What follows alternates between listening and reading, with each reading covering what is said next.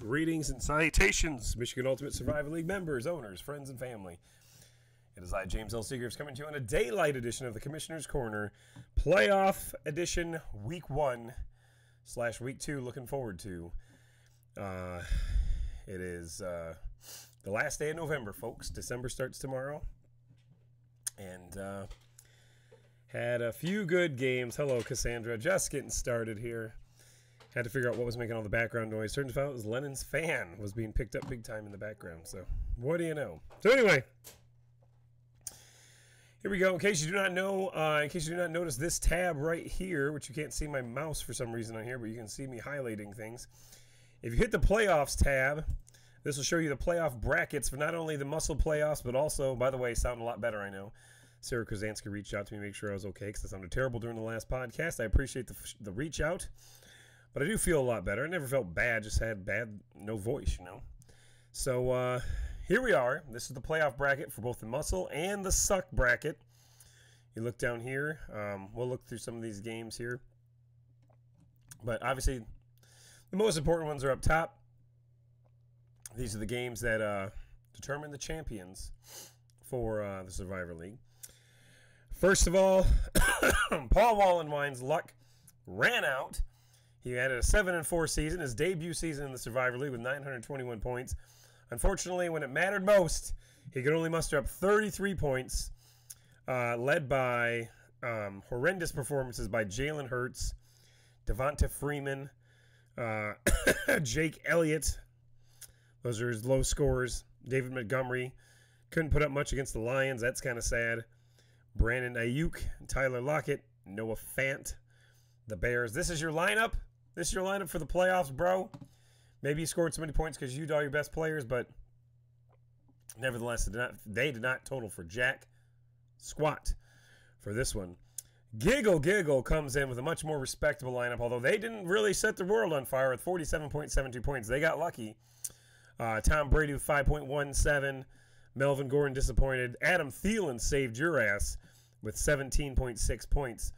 So, Giggle's reward is he gets to go out and play the #1 overall seed, Hernandez Hitman, who is 9-2 with 832 points throughout the year. Now, move on to the next game. How do we cancel SJW BS cancel culture? That's 2 cancels in one name.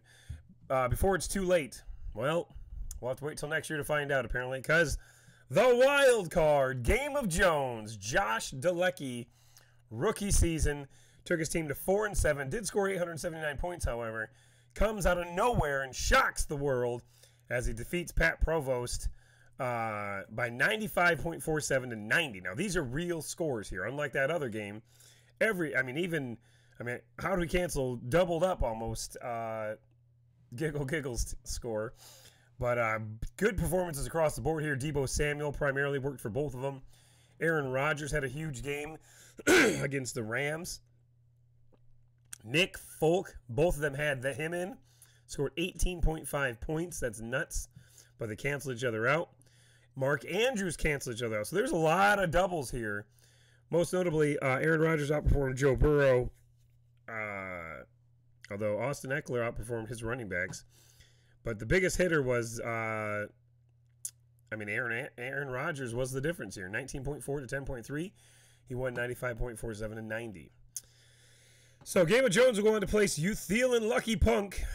He was the highest rated first round seed, who comes up and beats the other random card barely.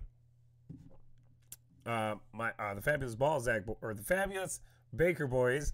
I was looking at my Balzac Ertz. Barely 70.04 to 66.04. Thielen Lucky Punk moves on to face Game of Jones. Look at their score real quick. Russell Wilson helped him out big time last night. That might have been the difference, actually. No. But then Stephon Diggs had a big game for him. And Justin Tucker, of course. A lot of primetime help. Maybe I don't feel that good. A lot of primetime help for Thielen Lucky Punk moves into the next round. Sticks it in your number 13, beats the 20-seeded my Balzac Ertz. Don Knapp's historic run of 982 points ends in defeat in the first round to Derek Gregory, 77.02 to 61.04. 77, not exactly a world beater score, but enough to win. And my Balzac Hurts had two huge performances by Aaron Rodgers and Antonio Gibson. Other than that, they just laid eggs across the board pretty much. Brandon Cooks did okay. But, I mean, Joe Mixon up here for Sticks It In You with 22 points this week. 2 rushing touchdowns, 165 yards. And Cooper Kupp. I don't know about those Rams. Stafford, the rest of the world's starting to see what the Lions have dealt with all this time. Missed a lot of open passes. Sticks It In You goes on to play Miss Orange Man Hot Wife this week. FarmersOnly.com barely squeaks out a victory over conservatism is the new counterculture.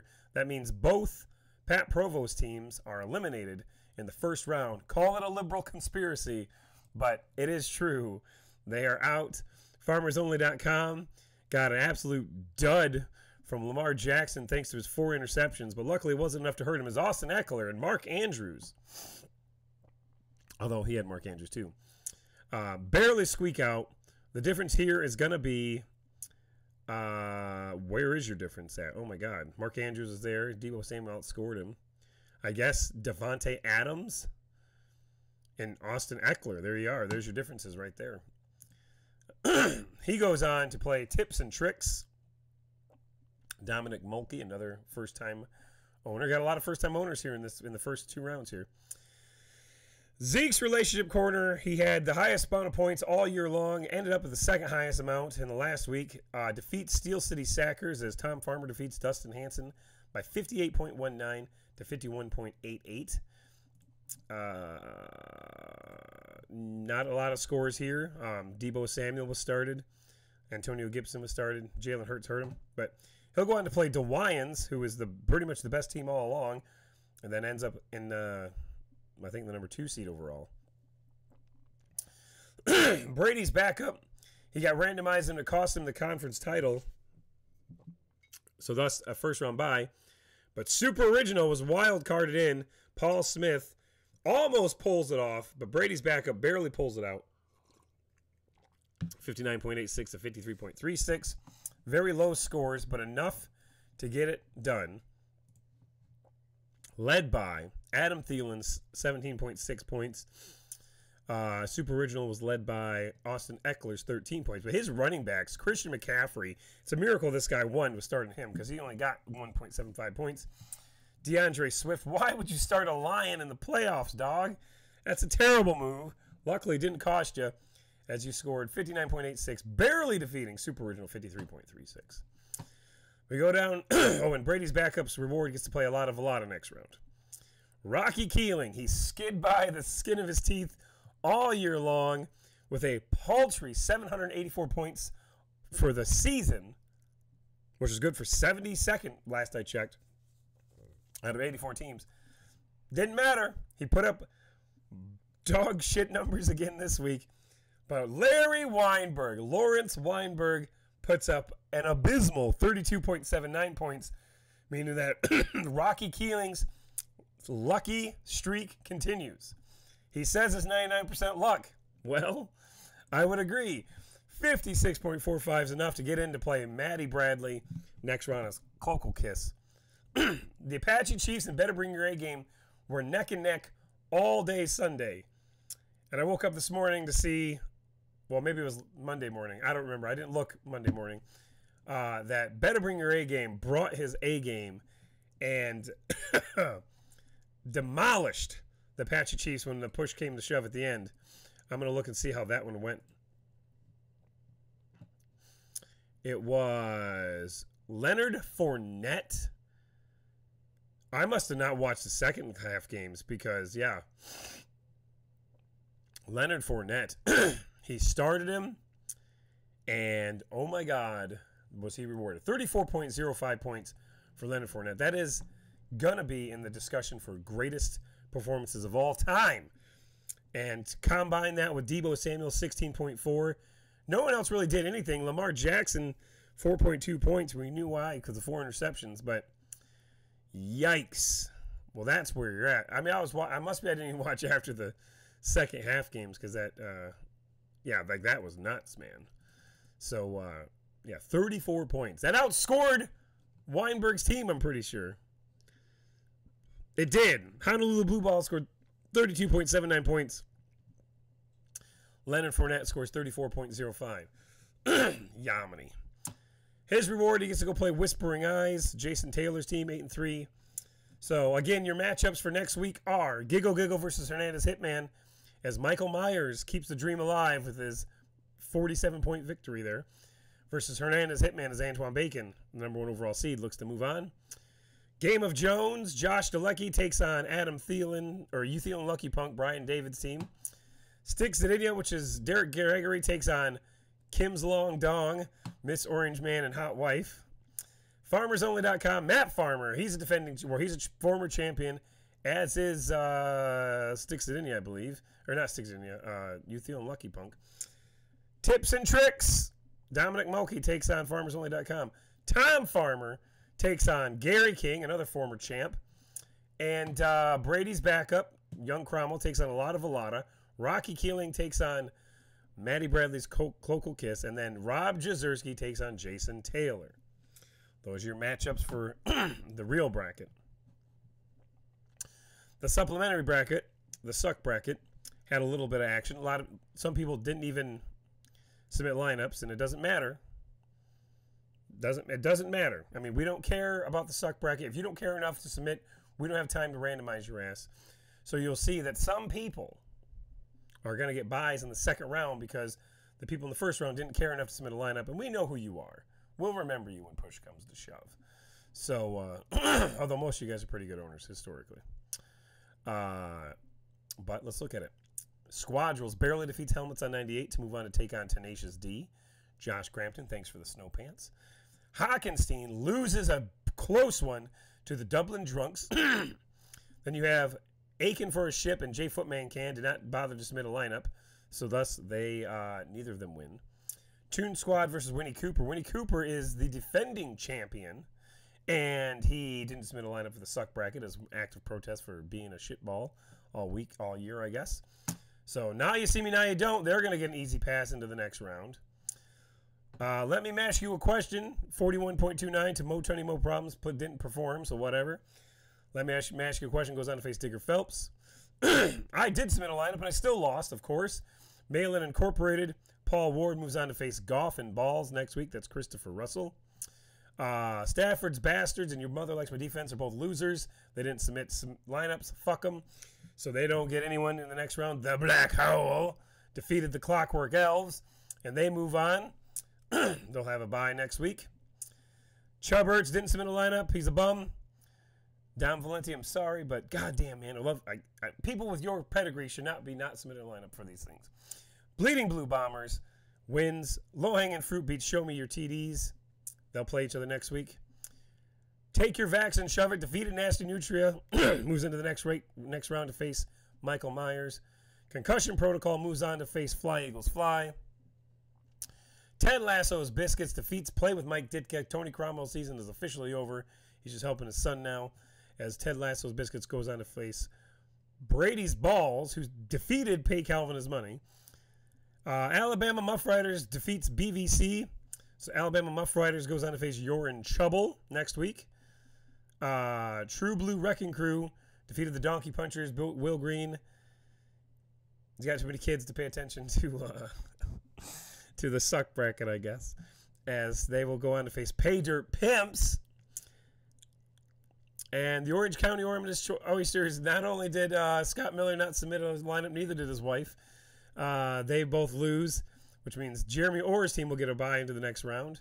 Cheechki defeats the Wagstaff Whalers. Are you kidding me? The Wagstaff Whalers almost made the playoffs based on points because they submitted amazing lineups. And then this week, they don't submit a lineup. It's devastating to see.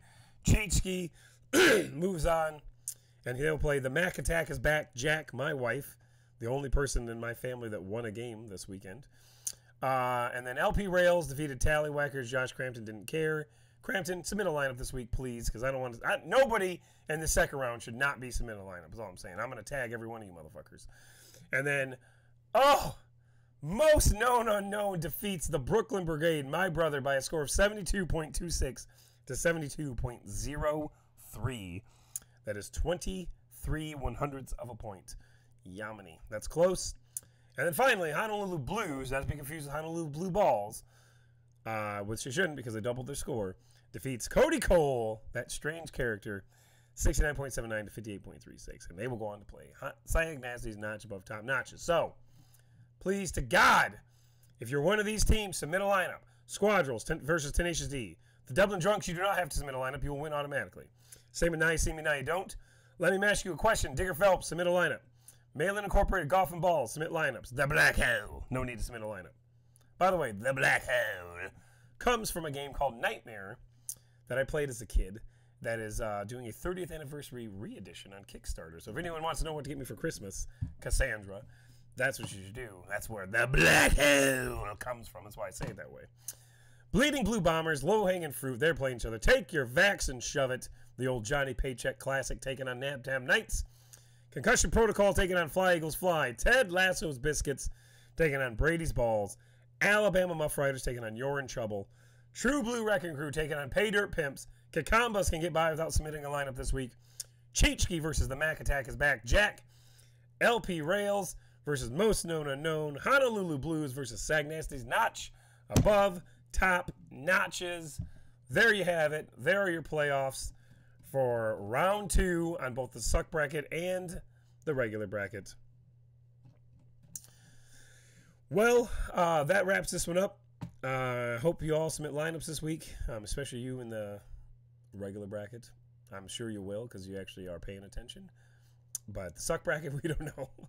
We'll see. So, all right, you have a good one. You have any questions, let me know. And happy December. See you tomorrow.